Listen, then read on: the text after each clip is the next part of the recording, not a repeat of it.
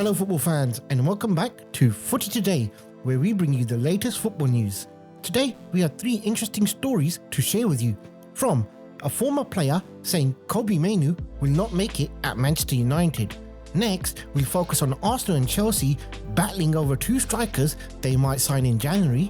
And lastly, we'll focus on Premier League referee David Coote is being accused of match fixing.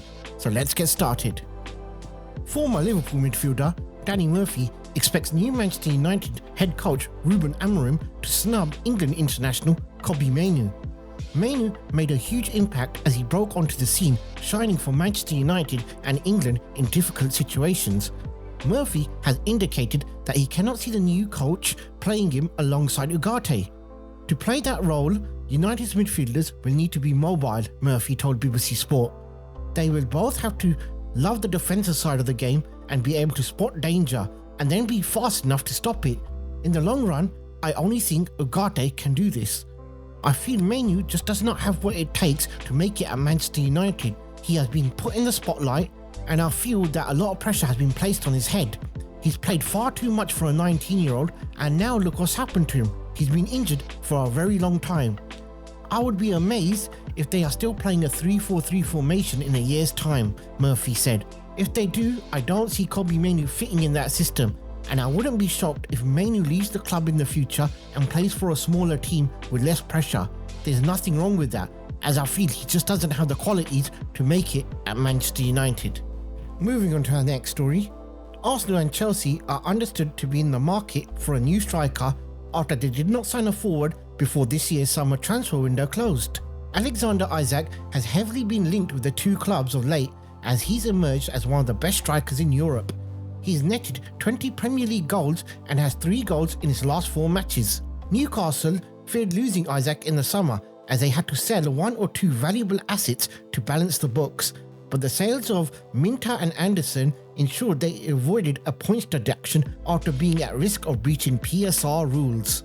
Eddie Howe's side are understood to be in talks with Isak over an improved contract, but he's reportedly stalling on a new deal. This has alerted Arsenal and Chelsea, with Court Offside reporting that they are aiming to get a major transfer deal done for £80 million. It is noted that Arsenal and Chelsea won't pay Newcastle's £115 million asking price and are considering now RB Leipzig star Benjamin Sesko as an alternative. It clearly won't be easy to get Isak out of Newcastle, and Court Offside understands the former Real Sociedad man is not expected to force his way out the club. If Newcastle don't lower their demands for Isak, then Sesko would be an acceptable alternative, with a 21-year-old already been targeted by Arsenal during the summer, before he decided to stay at Leipzig for 1 more year. Now moving on to our last story, suspended Premier League referee David Coote has refuted allegations that he was involved in a betting probe. On Tuesday night, a report from the Sun newspaper revealed David Coote is at the centre of a betting probe after discussing booking a player before a game. The game in question was between Leeds United and West Brom in October 2019. Alioski was booked after 17 minutes for a foul on Furlong. Coote's post-match message to Powell read, "I hope you backed, as discussed." It is also noted that Coote accepts a discussion took place but claims it was only banter and nothing improper took place. In the new exchange unearthed by the Sun, Coote appears to impress a Leeds fan he met online. He bragged that he was there to officiate in the upcoming Leeds match. In a statement, Coote said, "I strongly refute these false claims. Whatever issues I may have had in my personal life, they have never affected my professional job. I've always held the integrity of the game in the highest regard." And there we have it. There are stories for today. Let us know your thoughts in the comment section below. And don't forget to hit the like and subscribe button as it'll help our channel out greatly.